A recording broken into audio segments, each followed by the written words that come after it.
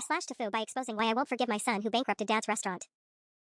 #TIFU by exposing why I won't forgive my son who bankrupted dad's restaurant.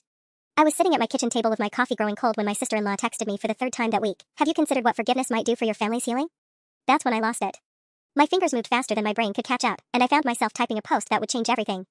Not just a casual Facebook update, a detailed, comprehensive breakdown of exactly what my son had done. The numbers. The lies. The manipulation. All of it. I hit share before I could talk myself out of it, and there was no taking it back. But let me back up, because you need to understand what led to this moment. My name is Patricia, I'm 52 years old, and for the past 6 months I've been the villain in my family story. At least, that's what they've been treating me like. My husband Frank and I had one real dream in our lives, Marcello's Italian restaurant. It wasn't just a business, it was Frank's identity. His grandfather had immigrated from Calabria with nothing but recipes and determination. My husband had grown up in that kitchen, learned to make pasta from scratch before he could read, and when he turned 30, he took over the family legacy. For 15 years, he poured his heart and soul into that place. People came to Marcello's for the food, sure, but they came back for the feeling. Frank knew every regular's name, their usual orders, their family stories. He'd comp meals for people going through rough times. He'd stay until midnight perfecting a sauce because he believed you could taste the love in it. Our restaurant wasn't just profitable, it was beloved. It was ours. Until our son Daniel decided to destroy it. Daniel is 28 now. Smart kid, too smart, maybe. He graduated from college and Frank was thrilled when Daniel said he wanted to work at the restaurant, that he was interested in eventually taking it over. My husband's face lit up like Christmas morning. Finally, the legacy would continue into the next generation. Finally, all those years of teaching Daniel in the kitchen would pay off. Frank brought Daniel into the management side of things, showed him the books, taught him about ordering, inventory, vendor relationships. Frank trusted him completely. For 2 years, Daniel systematically embezzled $180,000 from the restaurant using fake vendor invoices. I'm still not entirely clear on all the mechanics, something about creating fictitious suppliers, splitting payments in ways that didn't immediately raise red flags. But the amount? That's precise. That's been verified. $180,000. He was feeding a gambling addiction. Online poker at first, then sports betting, then casinos. By the time we discovered what was happening, the damage was catastrophic. The restaurant had just enough cash flow to operate, not enough reserves to absorb that kind of theft. We tried everything, restructuring, taking out a second mortgage on our house, consolidating debt. But you can't recover from that kind of deliberate betrayal. After 15 years, we had to close the doors. My husband didn't just lose a business. He lost his identity.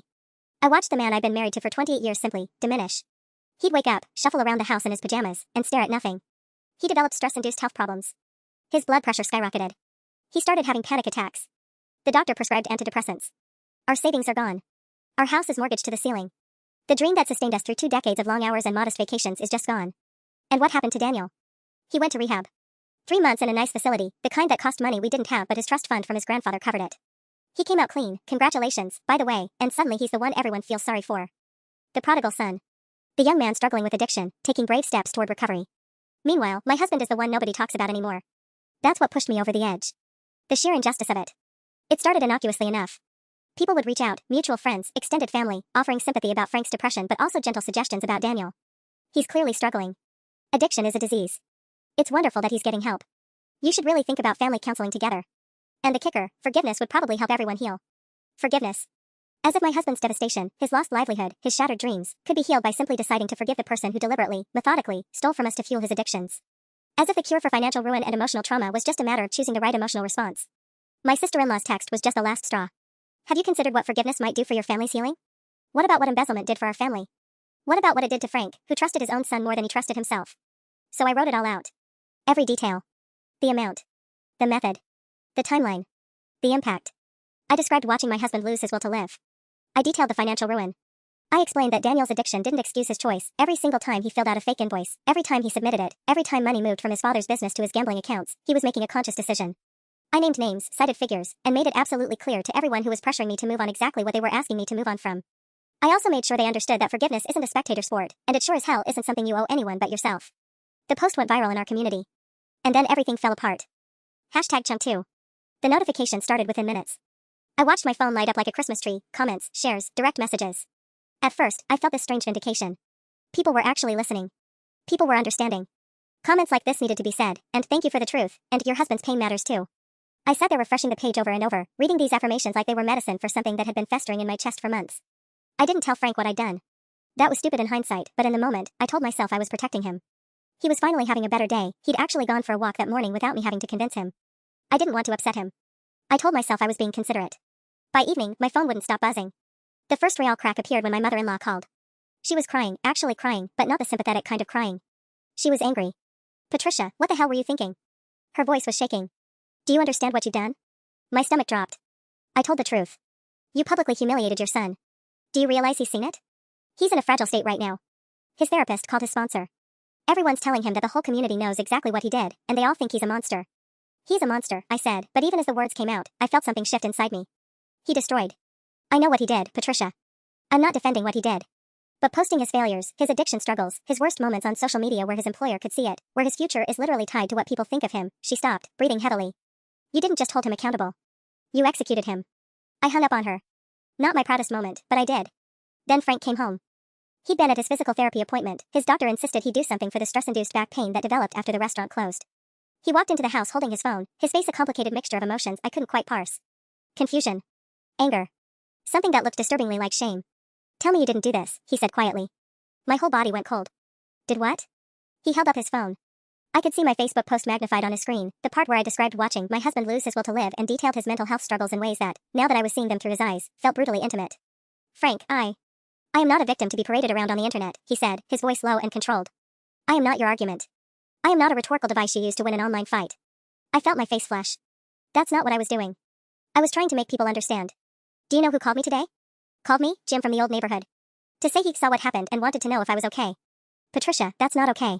That's not how I want the world to know about my depression. That's not how I want my humiliation to spread. He sat down at the kitchen table, the same place I'd been sitting when I wrote the post, and put his head in his hands. You wanted to punish Daniel.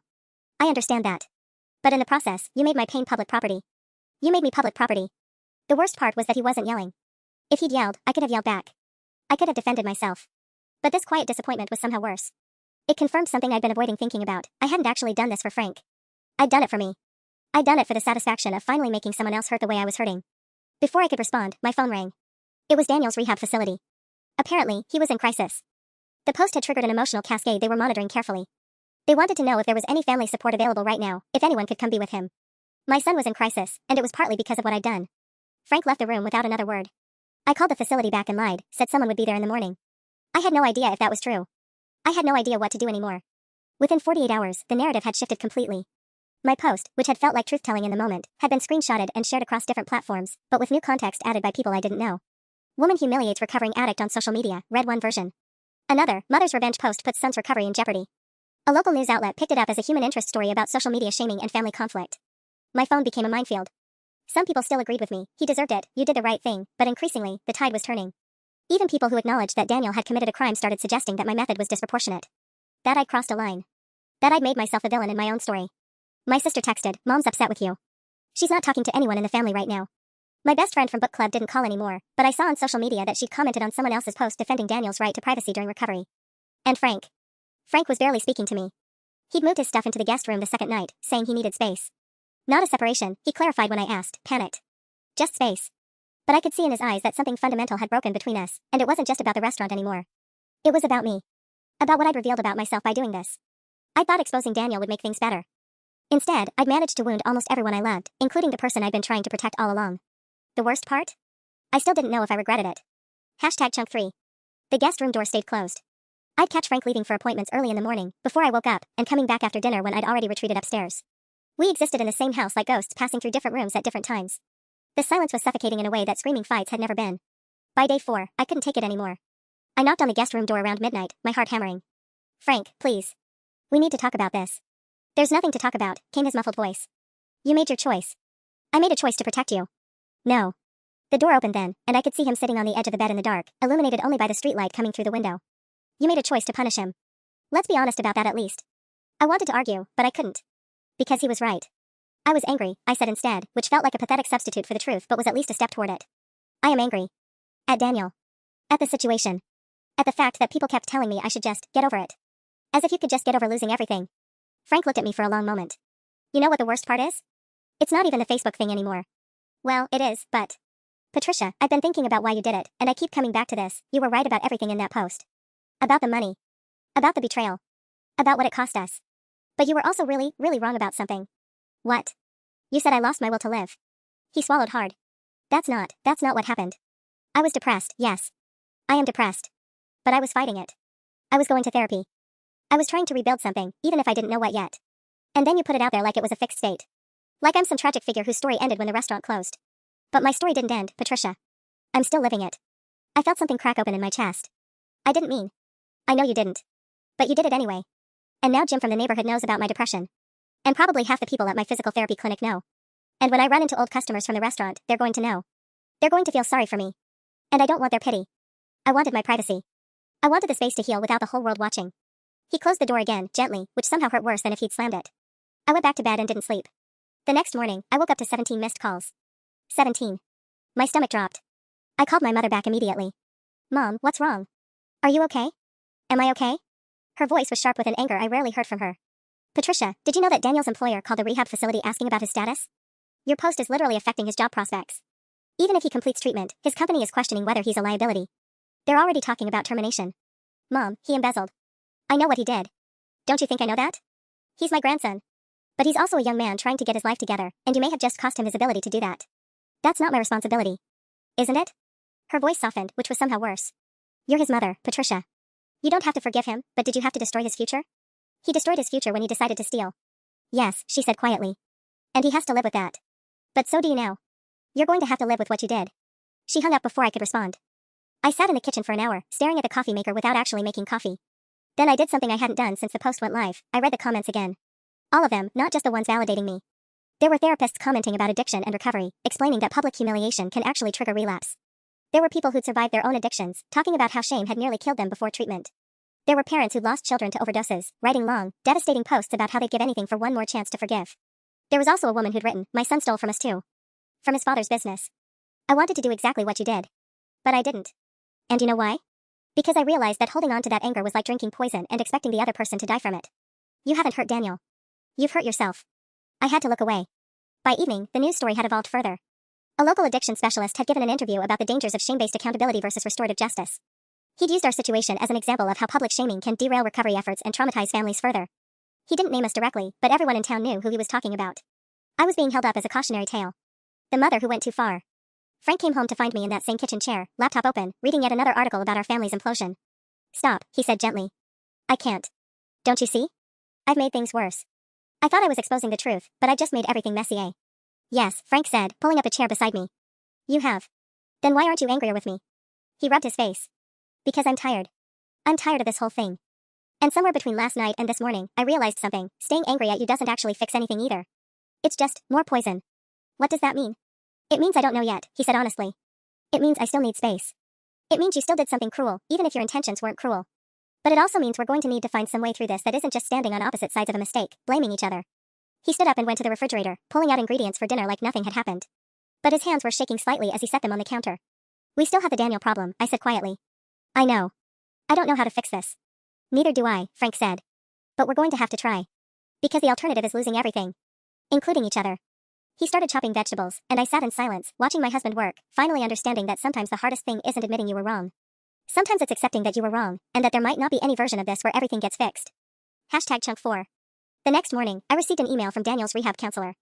Her name was Dr. Reeves, and she'd written a carefully worded message asking if I could schedule a family therapy session. The tone was professional but carried an undertone of concern, the kind of measured politeness that suggested she'd been trained to communicate with difficult family members. I almost deleted it. Instead, I read it 3 times, each pass making me feel smaller. Frank found me staring at my phone at the kitchen table. "What is it?" he asked, already dressed for his physical therapy appointment. "The rehab wants me to come in. Family session." His jaw tightened, but he didn't say anything. He just poured himself coffee and sat down across from me, waiting. "I don't think I'm ready to see him," I said. "Okay. That's it? Just okay? What do you want me to say, Patricia? That you have to go? That you shouldn't? I've been where you are, angry, hurt, wanting nothing to do with him. But I've also been in that guest room for the last week thinking about whether my anger was actually helping anything or just multiplying." He sipped his coffee. "So yes. Just okay. Whatever you decide." The problem was that Frank's reasonableness made everything harder. I could have fought with him. I could have leaned into the conflict as a way of avoiding the deeper issue. But he wasn't giving me that option. I called Dr. Reeves back that afternoon. The appointment was scheduled for Thursday at 2 p.m. I spent the next 3 days in a state of anxious anticipation that made the previous week's silence seem preferable. I obsessively checked my phone for any sign that Daniel had contacted us directly. He hadn't. According to my mother, who had apparently become his de facto spokesperson, he didn't even know about the family session yet. Dr. Reeves wanted to meet with Frank and me first. The rehab facility was a low-slung brick building on the edge of town, the kind of place that tried very hard to look like a spa or wellness center rather than what it was, a place where people went to get broken things fixed. I'd driven past it 100 times without ever really seeing it. Now it seemed to loom. Dr. Reeves was younger than I expected, maybe early 40s, with dark hair pulled back in a bun and the kind of calm demeanor that suggested nothing could rattle her. She had a small office lined with books on addiction psychology and recovery. A box of tissues sat on the table between us. A cliché, but somehow that made it worse. Before we talk about Daniel, she began, I want to talk about you too. Frank and I exchanged a glance. Specifically, Dr. Reeves continued, I want to understand what happened with the social media post. Not the content of it, I've read the details. But the decision-making process. What were you trying to accomplish? I'd prepared an answer for this, some articulate explanation about accountability and truth-telling. But sitting in her office, with Frank beside me and the weight of the last week pressing down, what came out was simpler and uglier. I was angry that people were letting him off easy, I said. I was angry that he got to play the poor addict and suddenly everyone's supposed to forgive everything. And I was angry that my husband was suffering in silence while Daniel got all the sympathy. So you wanted to transfer the narrative? Yes. By publicizing your husband's mental health struggles without his consent. The words landed like a punch. Frank stiffened beside me. I wasn't thinking of it that way, I said. How were you thinking of it? As protecting him. Making sure people understood what Daniel had actually taken from us. Dr. Reeves leaned back. There's a concept in family systems theory called parentification. It's when a child takes on the emotional or practical role of a parent. I'm wondering if something similar happened here, but in reverse, where you tried to take on the role of protecting your husband's narrative about his own experience. What do you mean? Frank asked, his voice careful. I mean, Dr. Reeves said gently, that sometimes when we love someone, we think we're protecting them by controlling their story. By deciding what the world should know about their pain, what should be kept private, what should be exposed as evidence. But in doing that, we strip them of their own agency. I looked at Frank. His face had gone pale. Frank, Dr. Reeves continued, when Patricia made that post, did she discuss it with you first? No, he said quietly. Did she ask your permission? No. And how did that feel? Frank was quiet for a long moment. Like she decided who I was supposed to be in this story. Like she'd written the script without asking if I wanted to be in that particular play. Something in my chest twisted. I'd never thought of it that way. I'd been so certain I was doing something for him.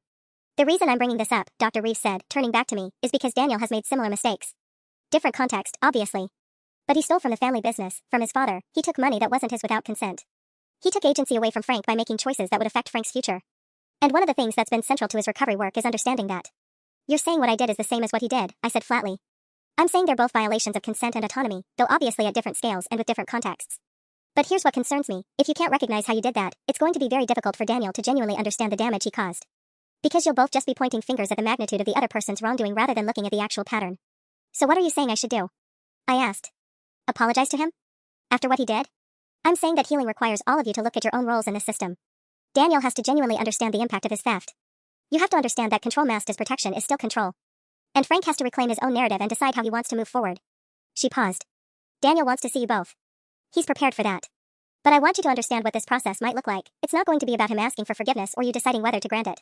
It's going to be about everyone becoming accountable for their own actions. Driving home, Frank didn't say much. We stopped at a red light and he finally spoke. Do you think she's right? He asked. I think she might be, I said. And I hate it. So do I, Frank admitted. But I'm wondering if hating it might be the point. #chunk5. That night, I couldn't sleep. I lay in bed next to Frank, listening to him breathe, wondering if he was actually asleep or just pretending the way I was. My mind kept circling back to what Dr. Reeves had said. Control masked as protection is still control. It felt like a trap, like she'd somehow revealed the ugly mechanism beneath all my righteous anger, and now I couldn't unsee it. Around 2 a.m., I got up and went downstairs. I opened my laptop and looked at the post I'd made. It was still there, still live, still accumulating reactions and comments. Some supportive, some critical, most just shocked at the level of detail I'd exposed. Reading it now felt different. Before, I'd felt a grim satisfaction at each specific number, each damning detail about the fake invoices, the timeline of deception. Now I just felt exhausted. I found myself scrolling through the comments again, something I'd been compulsively doing since I posted it. There were screenshots of Daniel's rehab intake photo, the one where he looked broken and remorseful, with people writing things like this explains everything and no wonder he had a problem. There was a comment from someone claiming to be a former restaurant supplier, saying they'd always wondered about those invoices. Another from someone who worked at the bank, sympathizing with what my husband must have gone through. Each one felt like another brick I'd laid in a wall. I closed the laptop. The next morning, my phone rang at 7:15 a.m. It was my sister Karen. Patricia, we need to talk, she said without preamble. Actually, no. I need to talk and you need to listen. I sat at the kitchen table, the one where Frank and I had had so many difficult conversations over the last week. That post, Karen continued, her voice tight with anger, was cruel. Not just to Daniel. To Mom. She's been getting calls all morning from people asking her about our family. About whether she knew he was stealing. About whether she covered for him. Do you understand what you've done? Karen. No. Let me finish. Daniel is sick. Yes, what he did was wrong. But you didn't expose wrongdoing for some noble reason about accountability. You humiliated him. You humiliated all of us. And for what? So that people on the internet could feel outraged for a few hours before moving on to the next scandal? That's not fair, I said, but my voice sounded weak even to my own ears. Isn't it? Because from where I'm standing, it looks like you made a decision about how the world should see your pain, and you didn't care who else got dragged into it. After she hung up, I sat in the quiet kitchen for a long time. Frank came down around 8, took one look at my face, and didn't ask what had happened. He just made coffee. My mother called at 9. Unlike Karen, she didn't yell. That was somehow worse. Your brother is very disappointed in you, she said in that measured tone that used to make me cower as a teenager. He's talking about whether he can even have a relationship with you moving forward. And Daniel, well, he read the post this morning. His counselor showed it to him because she wanted him to understand the full scope of the consequences. How is he? I asked, hating how small my voice sounded. He's devastated. He knew people would find out what he did. He was prepared for judgment. But reading those details about himself on the internet, seeing how you'd calculated every theft down to the dollar and presented it like evidence in a trial, Patricia, it set him back considerably. Dr. Reeves is concerned about his stability. I wanted to say something sharp then, something about how Daniel should have thought about consequences before he stole. But my chest felt too tight. I'm coming to the family session tomorrow, my mother said, even though Dr. Reeves said it would just be you and Frank initially. Daniel asked me to be there. He wants everyone to hear what he has to say. After I hung up, I went to Frank's office and told him everything. He listened without interrupting, then leaned back in his chair. Your mother told me about the family session expansion, he said quietly. Daniel called me this morning. I didn't tell you because I wasn't sure what to say. He called you? I felt a jolt of something, surprise, jealousy, shame. For about 20 minutes. He mostly apologized. Over and over. And then he asked if I thought you'd ever be able to forgive him, and I told him honestly that I don't think that's the question anymore. What do you mean? I mean that we're all so focused on the transaction of forgiveness, him asking for it, you deciding whether to grant it, that nobody's actually dealing with anything real. You're angry. He's ashamed. Your mother's embarrassed. My father's broken. We're all just standing around in the wreckage pointing at each other. He stood up and walked to the window. And now I'm wondering if maybe I should have stopped you before you posted that. If I had said something, actually used my voice instead of just sitting in that guest room feeling sorry for myself, maybe this wouldn't have spiraled like this. You can't take responsibility for my choices, I said. Neither can you take responsibility for Daniel's recovery, he replied. But you tried to. You tried to control the narrative about his theft and my pain and how the world perceived all of us. And I let you do it without checking in about how I felt about that, which means I'm complicit too. That afternoon, I did something I hadn't done in days. I sat down and typed an email to Dr. Reeves. I wasn't asking for another appointment. I was asking if she thought it was possible for me to apologize to Frank in front of Daniel, and if that might actually mean something in terms of what comes next. She responded within an hour, yes.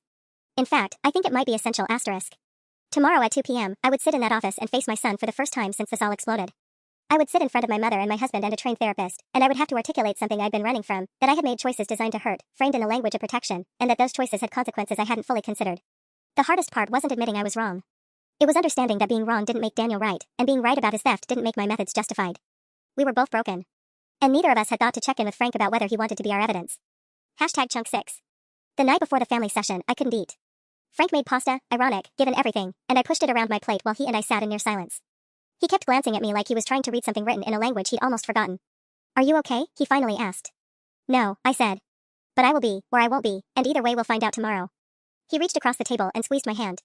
It was a small gesture, but it felt like the first time in weeks he'd done something without measuring it first, without performing it for some invisible audience of judgment. It almost made me cry. I didn't sleep much. I lay awake mentally rehearsing what I would say to Daniel, then hating myself for rehearsing it, because wasn't that just another form of control? Wasn't I just trying to script the moment to make sure it landed the way I wanted it to? I kept cycling back to Dr. Reeves' office, to the way she looked at me when she said control masked as protection is still control. I wondered if she'd already been planning to expand the session when I emailed her. I wondered if she told Daniel about my request to apologize first. I wondered if he was spending the night awake too, or if shame and regret had at least granted him the mercy of exhaustion. Around 5 a.m., I got out of bed. Frank stirred but didn't wake. I went downstairs and, instead of opening my laptop, I did something different. I opened the notes app on my phone and started writing out what I actually wanted to say. Not the polished version. The real one.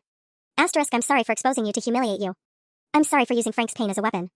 I'm sorry for pretending that public accountability was about anything other than making sure everyone knew that you'd hurt us, that you'd failed us, that you were the villain in a story I was telling about myself as the wounded but righteous victim. I'm sorry for not considering that Frank might not have wanted his financial devastation broadcast to hundreds of strangers. I'm sorry for doing to you what you did to all of us, stealing something without permission. Except I stole your privacy, your potential for a quieter recovery, your chance to rebuild without an audience asterisk. I read it back and deleted it. Too neat. Too much like I was trying to win at apology the same way I tried to win at exposure. I started again. I don't know what to say. That was truer. I saved it and put the phone down. The morning of the session, I showered and stood in front of my closet for 20 minutes trying to figure out what one wears to sit in a room with one's estranged son and apologize for trying to destroy his reputation. Not armor, I'd worn enough armor. Not something designed to signal humility in a way that was really about controlling how others perceived my humility. I settled on jeans and a sweater, something I'd actually wear, something that was just me. Frank dressed in silence too. We drove to Dr. Reeves' office without the radio on. When we pulled into the parking lot, I saw my mother's car already there. I hadn't expected her to arrive first, and seeing that silver Camry created a strange knot in my chest. My mother, who had raised me to care deeply about family reputation, was here to witness me actively damage it by admission. We were 5 minutes early. Dr. Reeves came out and ushered us into the waiting room. Daniel is here, she said gently. Your mother arrived about 15 minutes ago. They're both in the session room. I wanted to give you a moment to breathe before we start. She didn't ask if I was ready. She probably knew I wasn't. When we walked in, I saw Daniel first. He was thinner than I remembered, even though it had only been weeks. His leg was bouncing under the table, a nervous habit I didn't recall him having before, or maybe I just hadn't noticed. He was wearing a hoodie that looked too large for him, and his hair needed cutting. He looked young in a way that made my chest feel like it was being rewired from the inside out. My mother sat in a chair near the window, her purse in her lap as though she might need to make a quick escape. She didn't look at me when I entered. Dr. Reeves gestured toward the empty chairs. Frank and I sat. For a moment, nobody spoke. Patricia wanted to say something, Dr. Reeves said finally. Before we begin our work today. All three of them looked at me. I'd prepared for this, and now I couldn't remember a single word. I owe you an apology, I said to Daniel. My voice sounded strange in that small room. Several apologies, actually. But I'm going to start with one. Daniel's leg stopped bouncing. I posted that information about what you did, the money, the invoices, all of it, not because I needed the world to know the truth. You knew what you'd done. Dad knew. I knew. There was no integrity in broadcasting it. I posted it because I wanted to hurt you. I wanted you to feel exposed and ashamed in the way that I felt exposed and ashamed, and I didn't care that doing it meant exposing Dad too, using his pain as justification. I swallowed. My mother's grip tightened on her purse. I told myself I was pursuing accountability, I continued. But accountability doesn't require an audience. Accountability is between people who have something real to work out. What I did was public revenge dressed up as principle, and I need you to know that. I need you to know that I did it intentionally, and I'm sorry. Daniel's eyes had filled with tears. He was staring down at his hands. I'm also sorry to Frank, I said, turning toward my husband, because I didn't ask him if he wanted his financial destruction displayed for social media judgment. I used his pain without his permission. I made decisions about his story without including him in them. Frank reached over and took my hand again. What I'm not sorry about is that you stole from your father. What I'm not sorry about is that you had an addiction problem that you didn't disclose. Those things happened, and they caused real damage. But my response to that damage wasn't right either, and pretending it was, pretending that because your actions were wrong, my actions were therefore justified, that's not how accountability works. That's just how hurt people back. The room was very quiet. I don't know if we can fix this, I said to Daniel. I don't know if we can build something real again. But I wanted you to hear directly from me that I made a choice to harm you, and that was a choice I made. It was my responsibility. Not yours. Daniel looked up, and when our eyes met, I saw something break open in his face. I'm also angry, I added. I want to be clear about that. I'm furious about what you did. Those two things are both true. I'm sorry for my methods and I'm angry about your choices. Both of those can be true in the same room. He nodded very slightly, and then he put his face in his hands. #Chunk7. Dr. Reeves let the silence stretch. I'd learned enough about her by now to understand that she didn't believe in rushing people through their emotional reactions. Daniel's shoulders were shaking slightly, but no sound was coming out. My mother shifted in her chair, and I heard the distinct crackle of her purse leather, a small, accusatory sound, or maybe I was just projecting. Daniel, Dr. Reeves said softly, do you want to respond, or do you need a few moments? He looked up, his face blotchy and wet. When he spoke, his voice was hoarse. I don't know what to say to that. He glanced at Frank, then back at me. I prepared all these things I was going to tell you. About how sorry I am, about how much therapy has helped me understand the compulsion, the lying, all of it. And it's all true, I am sorry, I do understand it better, but listening to you just admit that you did it intentionally to hurt me. He trailed off, shaking his head. That's what I did, I confirmed. I kept my voice steady, though something in me wanted to soften it, to make it less stark. But you're right, he said, and now there was an edge to his voice that hadn't been there before. You're absolutely right that my actions caused damage. And I got into treatment, and I'm doing the work, and nobody's actually asked me what that's been like. Nobody asked if I wanted to be sober or if I was just doing it because I got caught. He looked at my mother. You haven't called me since I went in. Do you know that? Not once.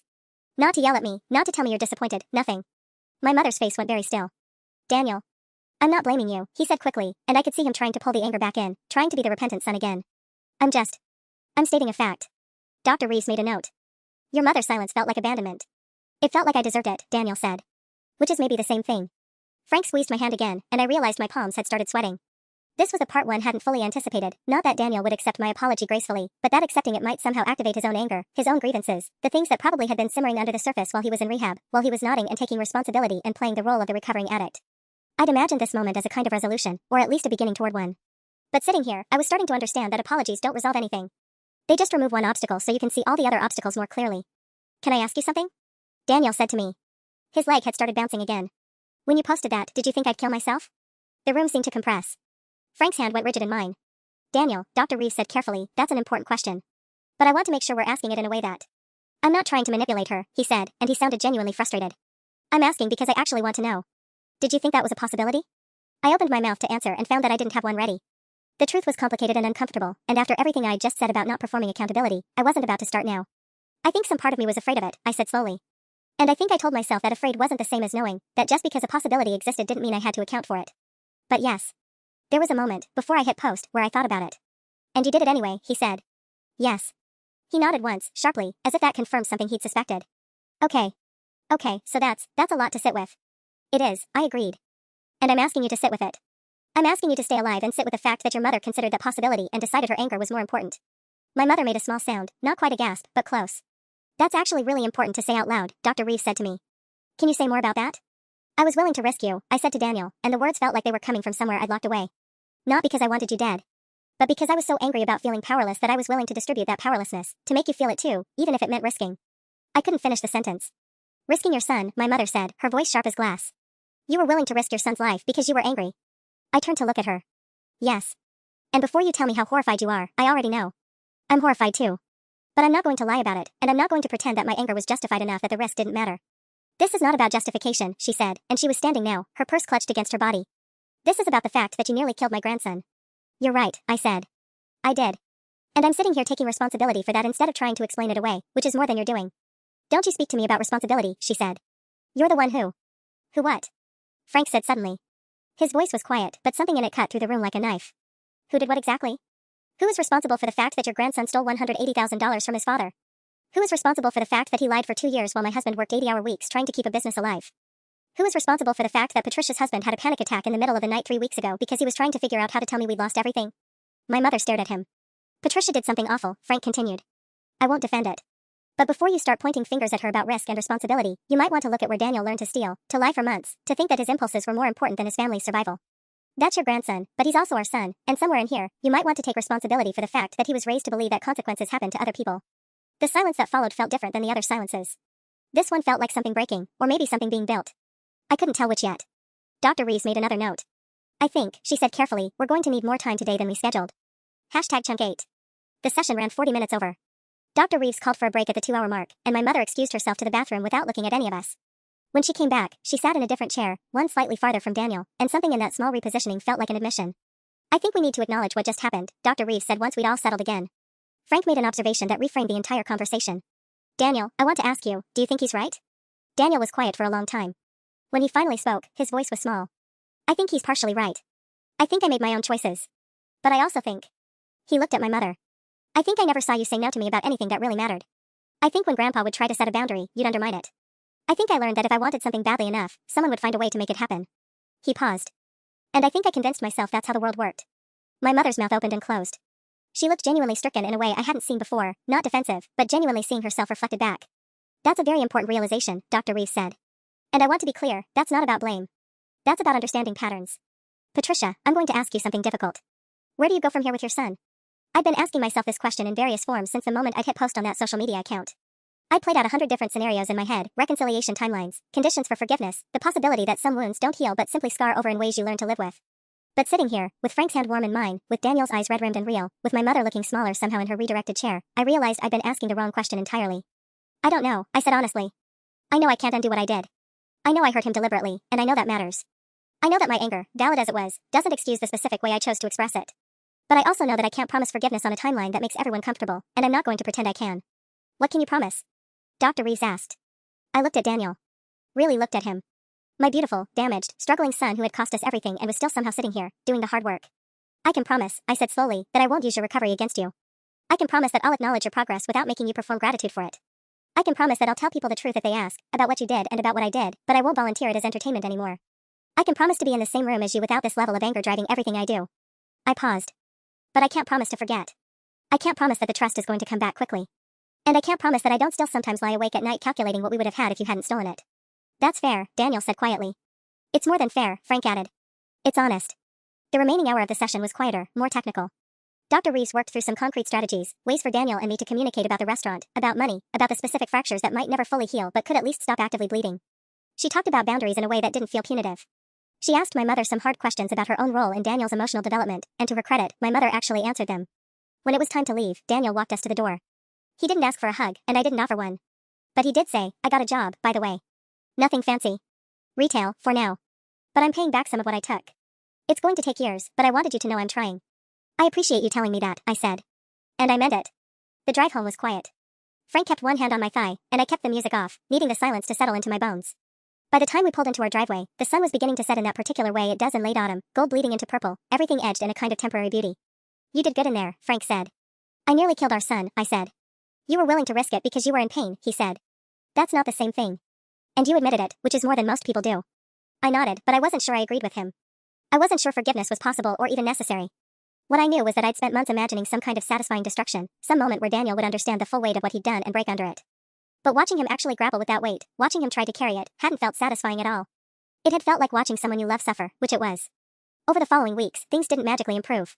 My mother came to one more session and then stopped. Daniel continued with his job and his therapy. Frank and I started seeing Dr. Reeves on our own, working through the specific trauma of watching everything we'd built crumble. We didn't take family vacations or have Sunday dinners together. We were polite when we saw each other. We were careful. But 6 months later, when Daniel called to ask if I wanted to come see the small apartment he'd rented, I said yes. And when he showed me the repayment plan he'd set up, acknowledging that he'd probably be paying back principal until he was 40, I didn't cry, but I wanted to.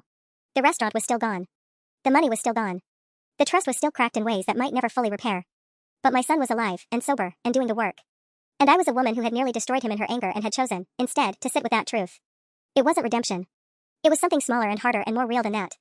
It was the beginning of living with what I'd done.